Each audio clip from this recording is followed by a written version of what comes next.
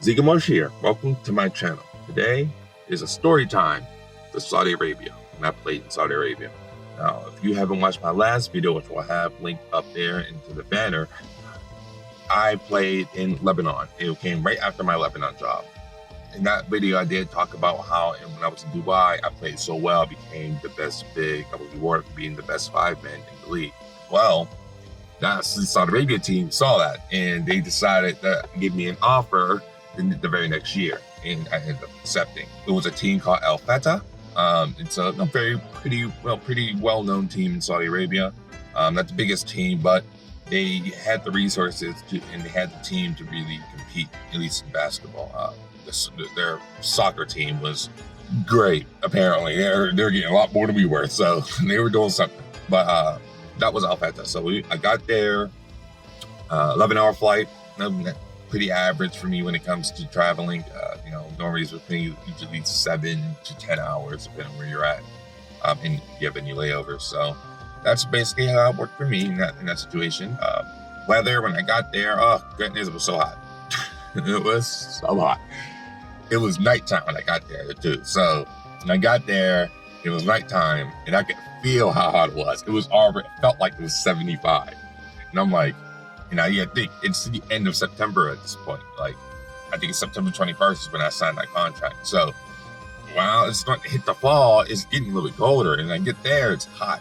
And then I'm like, wow. So, get to my apartment, went to sleep, woke up next day, 110. I'm like, oh goodness, it was hot. So, I stayed inside most of the time. They have the way of living there. And I committed that I had to. So, originally, I got there because of training camp. So when I got there, the first thing we had to do was training camp. So 3 weeks, the training camp was for 3 weeks before our regular season game.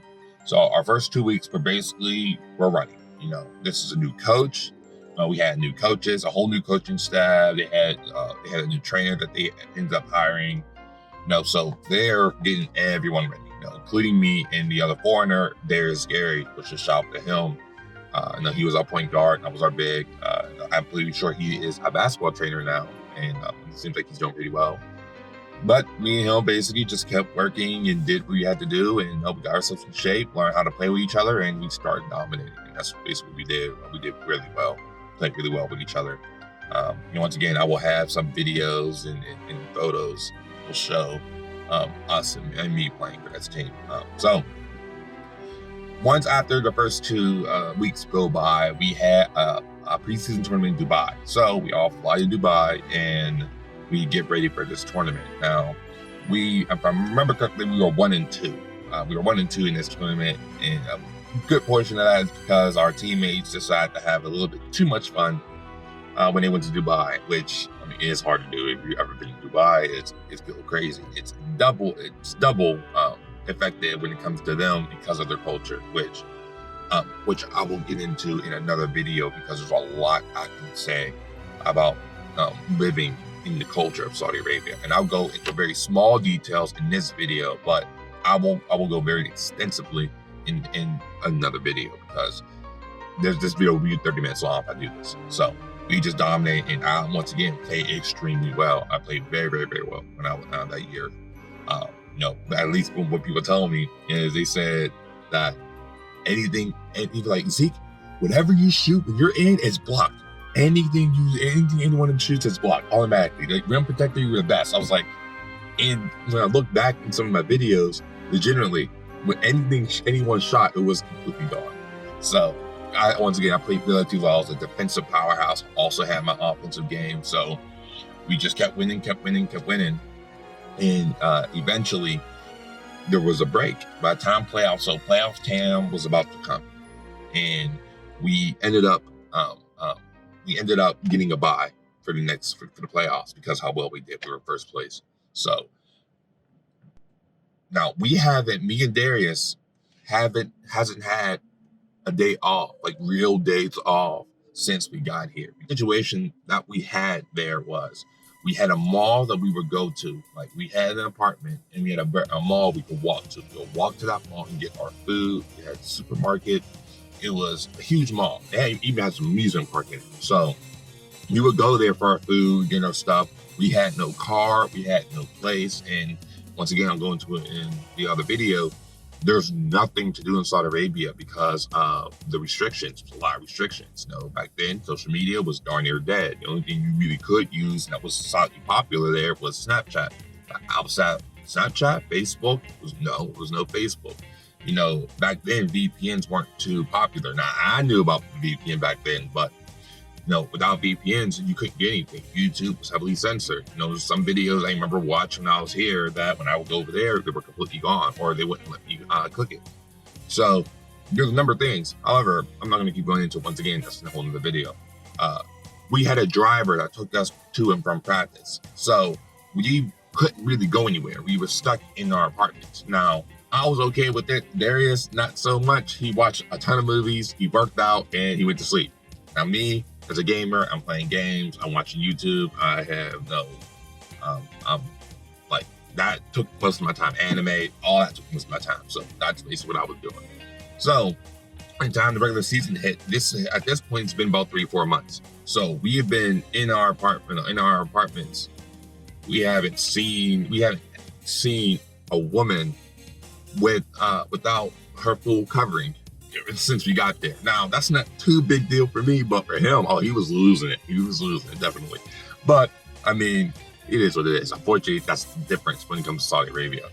But because we got this buy, the president of the club decided to let us go to Bahrain. Now, where we're at in Saudi Arabia, it's in the northeast part of Saudi Arabia. Saudi Arabia is a decently big-sized country. And to the north, in the northwest almost, in a small island, that's Bahrain. And Bahrain is where a lot of those guys in that area, in the northwest side of Saudi Arabia, would travel to when you want to party, because that is a higher, basically, party country. Bahrain actually has one of the most expensive currencies in the world. I think they're number 3 right now. So we decided to go there. So our club president actually gave us a bonus, because like I said, we're doing so well. So he gave us a bonus. And we decided to go out there, and I took some of my extra cash I had, took a little bit, and didn't too much because I saved all my money. I always do that. Saved all my money. I took a bit extra, went to Bahrain, made sure to splurge on a nice loft, because I was like, oh, we're staying in a nice loft. We're staying in a random hotel. I was like, there's staying in a nice loft. So that's what we did. We got in a real nice loft, and it had a real nice room, real nice beds, all this stuff. Also, we basically took for granted. Then we went out, had a lot of fun. It was a bunch of fun. Had one of his friends who was playing for a team in Bahrain, and he basically was taking us around, taking us to the places to go. I bet a lot of people had a lot of fun. It is definitely a little bit crazy because of how many Saudis that go there. There's a lot of shady stuff that goes there too. But if you not handle yourself like I do, then you know how to navigate situations, when to walk away, when not to walk away. But like I said, me and him had a great time. We were there for about, I think, 5 days. And so it was just absolutely amazing. We just had splurge time. We splurged as much as we could. We had the fun that we had in those weeks were just, can't even explain. It was amazing. That's all I can say. So right after that, after we were done with Bahrain, we came back and we got ready for playoffs. We got back about a week before our first game. So we got back a week. We shook off the rest of partying and all that other stuff, got ready, and then we had playoffs. So we're in the semis at this point. So we get the bye. So we're in semis. So we're playing and we win our first game. Very hard fought game though. Like we were struggling for a bit for this game, but we ended up winning. The next game, we ended up losing. So we're 1-1. It's best 2 out of 3. So right now we're already pushing it. So now it's 1-1. Because it's best of 3, our first game we played, we ended up winning. But it was a very, very, very close game. From judging for how well we played, we wouldn't beat this team. We weren't playing defense hard enough, and there were just things that wasn't happening. So next game, we're getting killed. And I'm thinking, okay, I have to do something. So once we get back, that's when the playoff time comes. We're in the semis. Once again, we get that bye. We're in the semis, and now we have to play a team that's been out on our side for a while. So our first game we ended up losing, and now this is the best 2 out of 3. So we lose our first game. It was a very, very close game. We lose. The very next game, we're playing again, and we're not doing the best. So it's like, okay, like, and I also have to mention that we had the home court advantage. So when we lost at home, we had to play them away. So it's like, okay, now we got to figure this out on how to play them away. And we ended up winning, actually. So we won that game. Now, the last game, we come back home for the best 2 out of 3. That's when the big, unfortunately, the life-changing thing that happened to me. So we were losing. It was, I want to say it was about third quarter. We were losing. They had a run. I could feel the run that they were having, and their imports, the 2 imports, were just killing us. Like, they were just killing us. They were shooting threes off screens, and our guys couldn't play defense. They couldn't defend them. So I would step up and defend them, and when I would step up and defend them, they would just pass to other people because they knew how good I was defensively. And honestly, I was shutting down guards. So that's what ended up happening. They just kept picking us apart, and I didn't know what much else to do. Darius did his part too, but unfortunately, he was taking up one guard. So it's like, we need to figure out. So our other players have to come together, but unfortunately, we just couldn't get them together. Now, it was third quarter. Once again, it was third quarter, and we were down by like 8 or 11. Like, I knew that if they kept scoring this way, we were going to lose. So they come off the ball screen. Some dude, if you don't know much about basketball, they come off the ball screen and they're at the 3-point line and they're about to shoot. I know he's about to shoot. As a defender as I am, I'm already anticipating that he's about to shoot this ball. And I know he's going to shoot this ball. Now, normally when I contest shots, I go straight up. I never go forward, because if you go forward, you are essentially losing all control when you're jumping. And since I can jump high, it's very dangerous. Now, I have around 32-inch vertical, especially at that time. So, and I'm a 1-foot jumper. So I knew if I stood there, I wouldn't be able to block it. But I also knew if I reached out and ran out to him, I know I can block it. Now, in my mind, I'm thinking to myself, is it worth it to try this in the chance of my getting hurt? 99% of the time, I say no, and I just let them shoot it. But for this time, I took it upon myself to say, look, I need to stop this. So I ran out and I blocked the shot. Now, remember I told you it was a ball screen. Our man got hit and he's coming back and getting ready to shoot the shot. So I go out and I go for the block. I block the shot, and here comes my teammate, and I run right into him. So I ended up falling forward. He bridged me basically, and I ended up fracturing my elbow and my wrist. And that was it. At that point, it was done. I fractured it, and I couldn't play anymore. From what I've heard, it ended up losing, or actually, no, they ended up winning. and they ended up going to the next round, but they ended up losing in the next round. But for just how it was, yeah, I ended up fracturing my co-radial head on my left elbow, which is stopping me from extending my arm all the way anymore, and my wrist, fractured that too. So did both at the same time. I got to the hospital. Very, very nice hospital. I will say that. It was a very nice hospital. They did surgery. They had to put pins on my wrist, my elbow. They said it could heal on its own, even though that would come back to bite me later. But that's what I did. So I tried to. If I knew what I knew now, I would have done things a lot differently. But I didn't. So, and I was in Saudi Arabia by myself with nurses and people who spoke okay English. So it was hard for communication. That just how it was. So,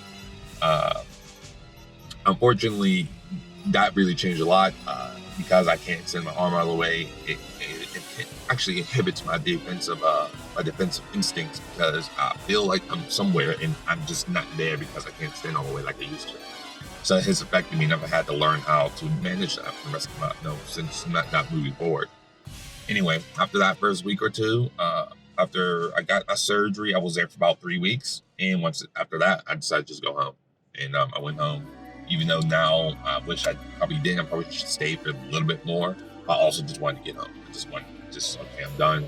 I lost a lot of my confidence at that point. because I knew in my mind I should have did it. Like, even to this day, I knew I should have did it. 99% of the time, I would not have done it, but I felt like I needed to do something. And I knew I had the capabilities of it. So, and I did it. And unfortunately, I have to accept the consequences of it. So, once again, I did do really well in that season. After that one season solidified myself in Saudi Arabia. I mean, everyone knew who I was at that point. Every next season, I had almost every team asking me to play for them. The team that won the championship that year, actually, they asked me to play for them, and I said no. And I ended up going to another team after that season, I actually decided to go to France. So that's a whole nother story as it is. So once again, I hope you guys enjoyed this story time. I will have, after this video, I will have the very next video. Not the very next video, but the next story time video. I'm going to have about the culture of Saudi Arabia and what I've learned from that. Because like I said, that is a whole new video. This video is already 17 minutes long. Or it's already 15 minutes long. It's long enough. I'm sure some of you guys don't want to listen to me that long. So once again, please, I hope you guys enjoyed, and control of delete.